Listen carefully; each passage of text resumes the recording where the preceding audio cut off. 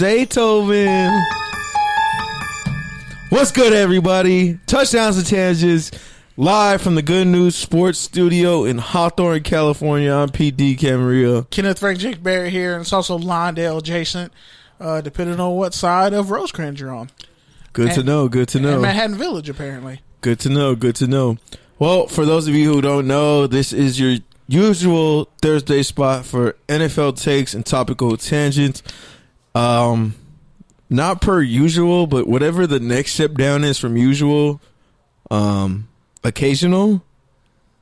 Per occasional, we're late. We're not late every time, just like we're here when just we like need 2 quarters of the time. We're here when we need to be. Just like 2 quarters of the time we're late. Like, even if we're late, I mean, like perpetually would be a step below that. Yeah, like my boss something was like that. Perpetually late to work, That's why it's 8ish.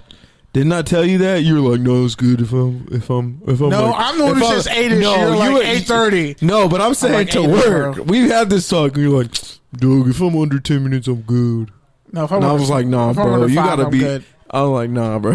If it's like 2 or 3 minutes, nah, you can't be playing with that. Them jobs don't be playing with that. Nah, my job. There's no grace period there. There really isn't. But we can leave 30 minutes early because we're usually done at 9:30, and I always stay till 10 because I need my ends. But speaking of ends, but yeah, man. On that note, we got a real special show this week. We're gonna wrap up tonight with some week 4 stuff. But before we get to all that, Kenny put in some hard work. Roughly 12 days ago.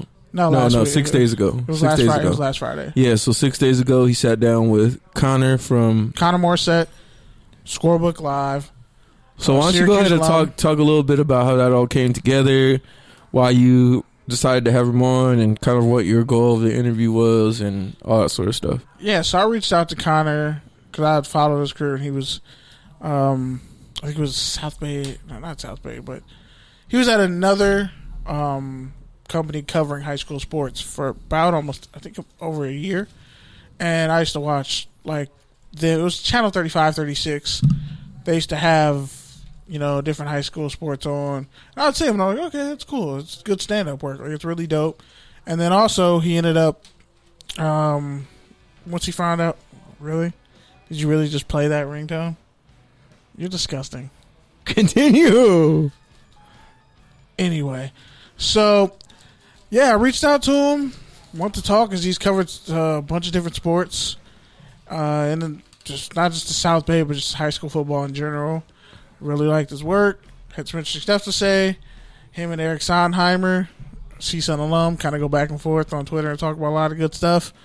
So yeah, it's definitely like a person you should be following on Twitter because what he does with Scorebook Live, it's really amazing, really dope. Because they're phasing out of max preps and they're going to Scorebook Live.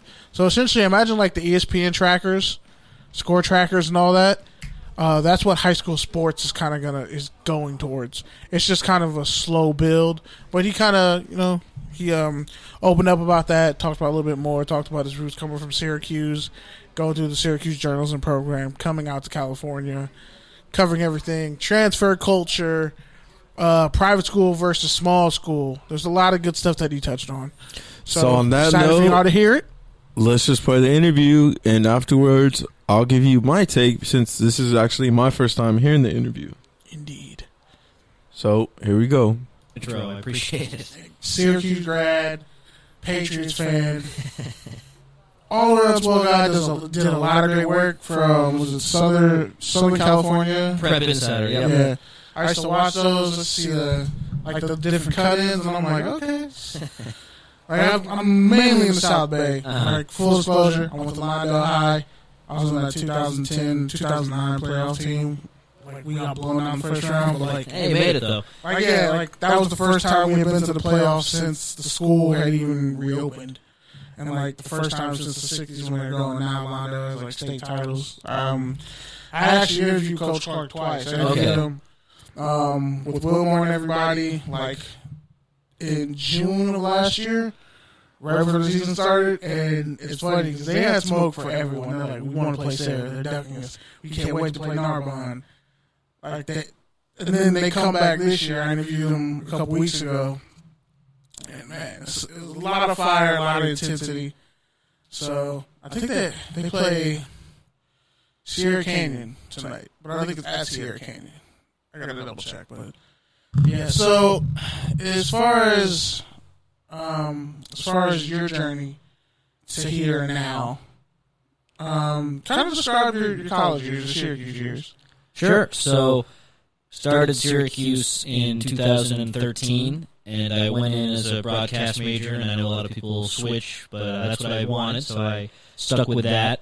And the great thing about Syracuse was if you work your way up, you can do play-by-play of the basketball and the football teams. If you put the work in from your freshman year to your sophomore and junior year, you can call those games as a senior.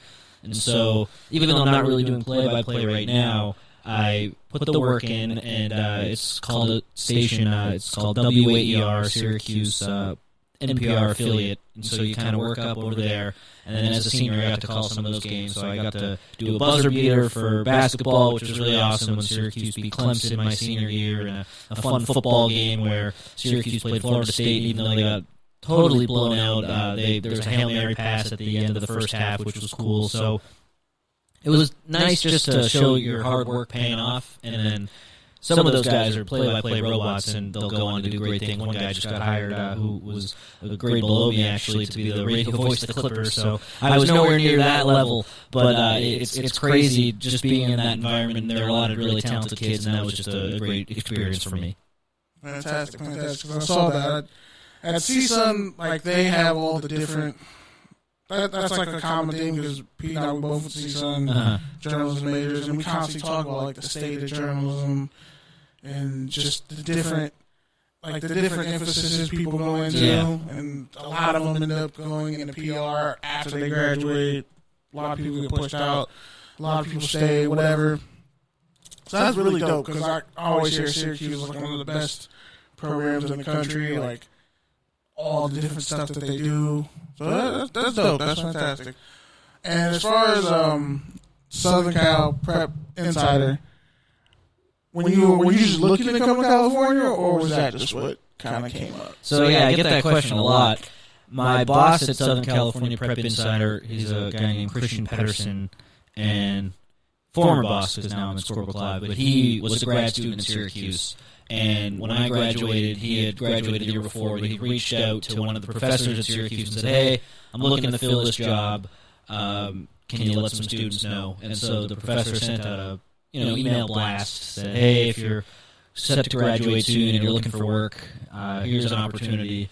And so I was like, well, I'll do anything. I'm just kind of looking for an opportunity. Because at that point, I kind of realized I thought in college I wanted to be a play-by-play broadcaster, but then I realized I didn't really want to go to Nebraska and do the minor league baseball grind that a lot of the people do. And I don't want to say I couldn't have gotten better, but I wasn't really as talented as some of the kids around me who I knew were going to go on and do these great play-by-play things, and really just wanted it a little bit more. I kind of like being a multifaceted journalist in the sense where, you need me to go take some pictures, I can do that. You need me to be behind the camera, I can do that. You need me to be in front of the camera, I can do that. And so that job really appealed to me in the sense that I was doing a lot of different things, not just kind of one cut and dry thing. And so I ended up getting that, and I moved out in August of 2017 and started the first year. I was just doing city section stuff, so a lot of Narbonne, obviously, but, other teams from your neck of the woods, San Pedro and Carson's down there, too. So just kind of LA City, I was that guy for the first year, just doing a lot of multimedia work. And then from there, my second year, I expanded into the southern section, and now I'm doing kind of the same thing for a new company called Scorebook Live, and it's sometimes I think what would have happened if I didn't take this job. It kind of just came out on a whim, but so far it's all really worked out nicely for me. I'm happy.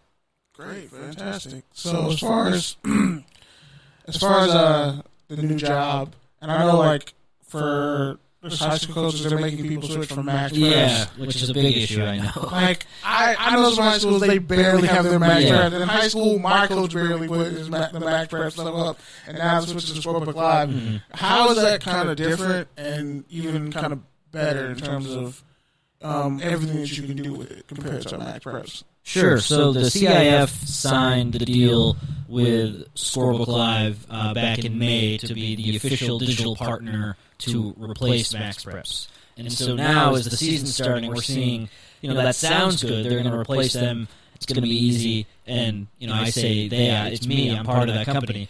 It's a tough transition in the sense that, you're right, people are just now getting used to Max Preps, and now they're going to be asked to do something different. And so, we're new in the area, too, and we're having a few small issues so far with just coaches understanding the product and being able to put stuff in. So anytime coaches and admins are asked to change, it's a little tough, and so we're seeing that kind of play out a little bit. But what's great about Scorebook Live, we're going to, once we get all up and running and everything's great, which will take a little bit of time as the transition really continues, but once that happens, our big thing is, everything will be the same as Max Preps. You look at the standings, the divisions, the rosters, the stats, so all that should be the same if the coaches and the administrators input the stuff. But the selling point that the CIF really loved about Scorebook Live was that, how you go to a basketball game and there's the scorer who has the pen and the paper and, rebounds, assists, everything.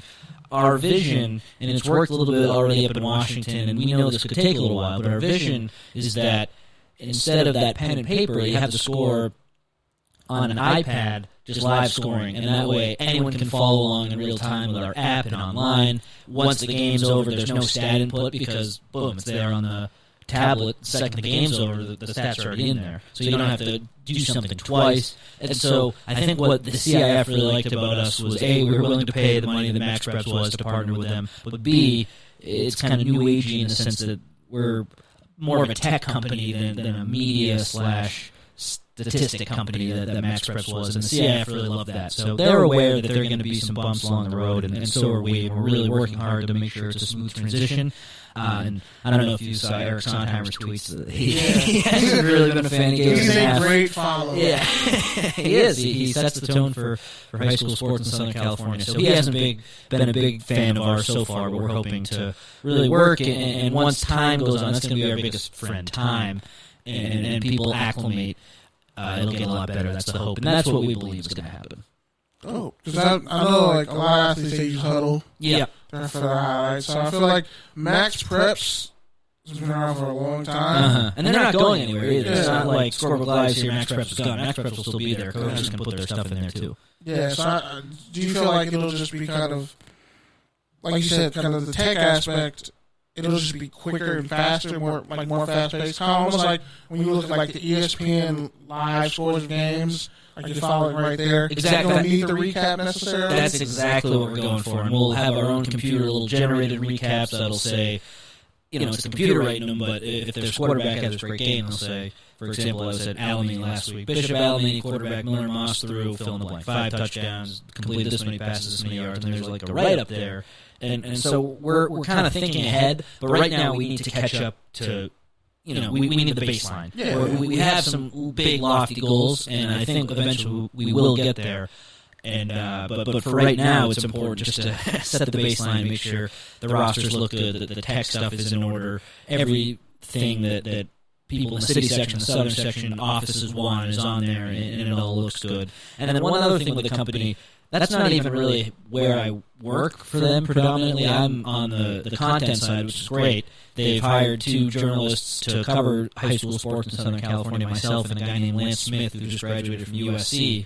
And so I can help answer and point people in the right direction for a lot of the statistical input and all that good stuff. But really, my main job is a journalist for them, which is great.